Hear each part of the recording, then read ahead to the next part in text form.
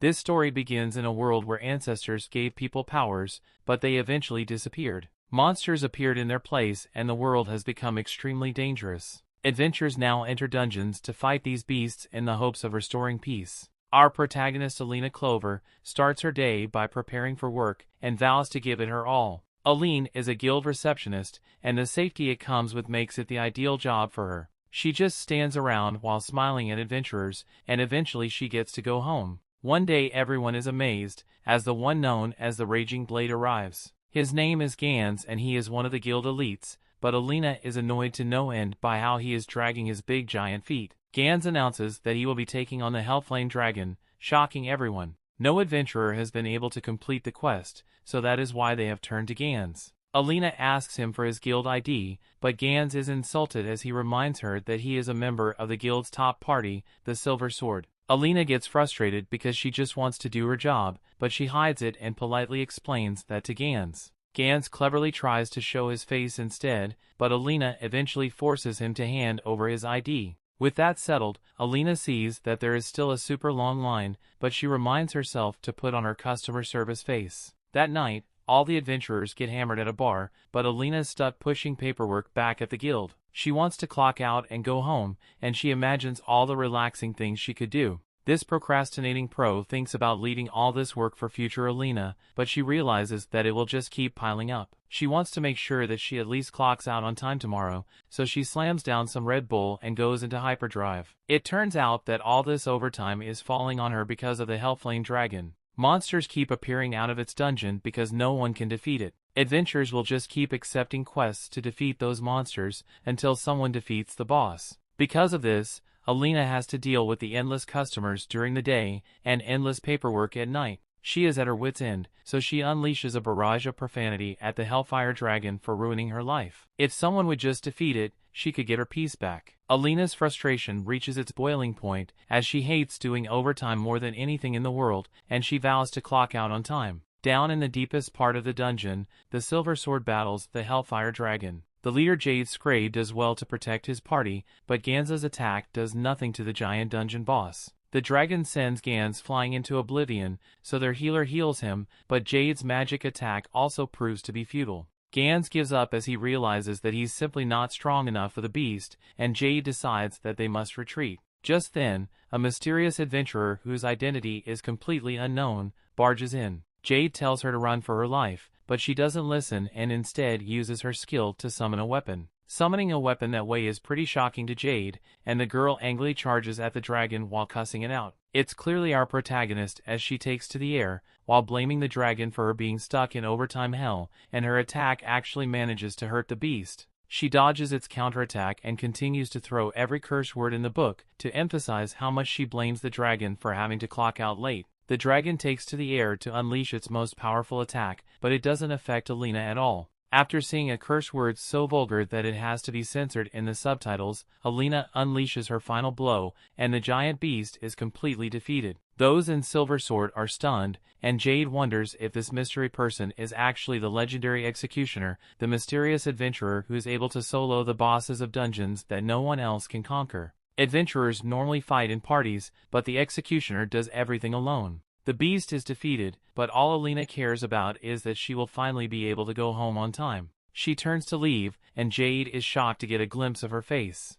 The next day, Alina is horrified as she has done it again. Her little escapade has landed her in the newspaper. The guild wants to find the executioner at all costs. Gans is retiring from Silver Sword, so the guild wants her to be Silver Sword's new attacker. Just then, Alina must deny knowing anything about the executioner. Her buddy Layla is a huge fan, and she is sure that the Silver Sword would be invincible if the executioner joined. No one knows her identity though, so Layla hopes that she is found soon. Of course this would be Alina's worst nightmare because she would be in huge trouble if it got out that she has been soloing dungeon bosses with a fake license card. Guild receptionists can't have side jobs, and she would be fired immediately. The job does have its downfalls, but it gives Alina great benefits. It provides good security and employment for life. Best of all, she gets to go home at the same time every day, as long as there is no overtime. That's actually why she became a receptionist in the first place, so she refuses to let her life end now by getting found out. At guild headquarters, Jade desperately searches for the girl he saw that night. His party questions if it could really be a girl because the executioner's weapon is so huge, but Jade is certain. She is a girl with black hair and green eyes, and she is young. Jade's friends think he's too fixated on her, but Jade asks for a little more time because he really needs to find her. While his teammates wait, they go find some healthy snacks. Lulu complains about Lo napping too much, but he can't help it because he stays up all night studying grimoires. Elsewhere, some face tattoo having guy is furious after being made a fool of. He vows to get revenge, but some terrifying skeleton man approaches him. Nearby, Jade stares at the relic that was dropped by the Hellfire Dragon. Relics have the Dia mark on them, signifying that it contains the techniques of the ancestors. They grant powers to anyone who uses them, and any adventurer would die to have one, but the executioner didn't seem to care at all. Also, the power she used wasn't like the Dia techniques. Jade is shocked when he thinks she might have what is known as a Dia skill, so he vows to find her no matter what. Just then, a strange wind brings his attention to a girl, and he is shocked to see that she looks just like the executioner.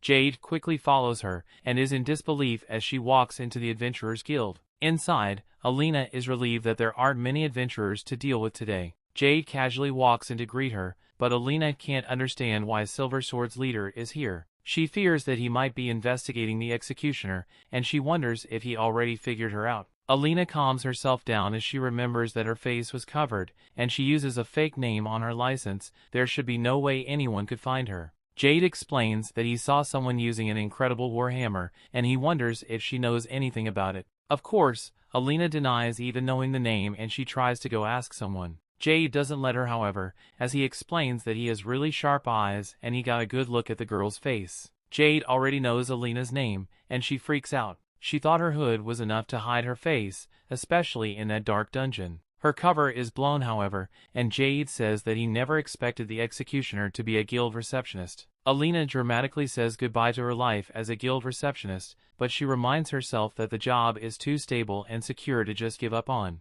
Alina calmly puts on her customer service face and tells Jade that this is not the appropriate place to talk. They take their conversation to an alley, where Jade gives her the spoils of her battle. Alina expresses great gratitude, and explains that the strength and durability of relics are unmatched. She really emphasizes how they are nearly indestructible, only to smash it into a million pieces seconds later. Jade is stunned to see that she smashed the relic with a single hand, and Alina calmly explains that she just wants to live a peaceful life as a guild receptionist. Alina then ditches the fake smile to warn that she will make him regret it if he interferes with her quest for peace. She starts cussing like a sailor again as she threatens to squash Jade, just like she did to the dragon. Her final message is for him to get away from her as fast as he can, and she never wants to see his face ever again. Alina tries to leave, but the brave Jade uses his skill to stop her. He can make anything he touches hard in, but this really upsets Alina. She summons her weapon and shows how serious she is, as Jade just barely manages to dodge her attack. Jade is horrified, but Alina is serious about not letting her guild receptionist career end. Jade manages to make her pause for a moment as he wonders where she got her weapon from. He thinks it might be a Dia skill, but that should be impossible. They are skills of legend, and it is said that they died along with the ancestors. Alina doesn't care at all, and just wants to keep fighting, but Jade isn't here to fight. He declares that he wants Alina, but she threatens to sue him for harassment. Jade confesses that he hasn't been able to stop thinking about her since the battle, and he needs her to be the attacker for Silver Sword. Alina has had enough and reiterates that she just wants to live a peaceful life as a guild receptionist. Jade thinks he's being clever when he points out that if she really just wanted to live a peaceful life, then she wouldn't have soloed a dungeon boss. He is shocked, however, when Alina explains that she just didn't want to work overtime. Jade has no clue what she's talking about, so Alina describes the despairs of seeing endless mountains of paperwork. She was stuck in overtime hell, because losers like Jade kept dragging their feet. They were taking forever to defeat the dragon, so she had no choice but to finish the job. She was able to get her regular clock out time back with her own 2 hands, and now she's being punished by people trying to uncover her identity. Jade thinks he has the perfect solution as he says that she won't have to work overtime if she joins Silver Sword, but Alina points out that's only because there's no clock out time for adventures. Alina finally makes it clear that she has no intentions of joining Silver Sword and she leaves. However, before she goes, she declares that she will make Jade regret it if he ever speaks a word of this to anyone. Alina finally returns to her peaceful job and declares that nothing beats clocking out on time. She can now do whatever she wants after work, and even have time to stop by a cake store. Just then, these dreams of hers are crushed as the tattooed guy barges into the guild. He demands that he be given a secret quest, and Alina fears that this guy might lead to more overtime for her. That brings the episode to an end. Thanks for watching. Want next part? Subscribe the channel and turn on notification bell.